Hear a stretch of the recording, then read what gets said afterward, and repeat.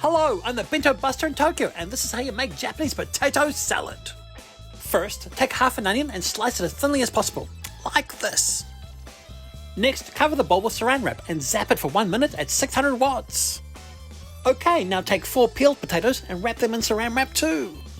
Stick them in the microwave and zap them for about 8 minutes at 600 watts or until they're done. When they have slightly cooled down, put them in a bowl and give them a mash.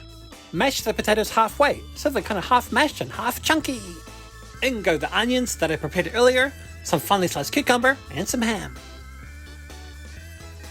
Oh, and I mustn't forget the boiled eggs that are cut into wedges. Okay, it's looking good, so now I'm going to pour in a little bit of sake. And of course it wouldn't be a Japanese salad without Kewpie mayonnaise. And 2 tablespoons of Kewpie for every potato should do the trick. I'm going to put 4 blobs of mayo in now, then 4 later. Season well with salt and pepper. And if you're up for it, how about a touch of Japanese mustard? Japanese mustard is pretty potent, so I'm only going to need a wee drop. Okay, and now it's time to gently mix it all together. Yep, you heard correctly, the emphasis is on gently. That's right, carefully incorporate everything together, making sure that you don't overmix. And now it's time for the 4 remaining blobs of mayo. And when you're finished mixing, it should look something like this.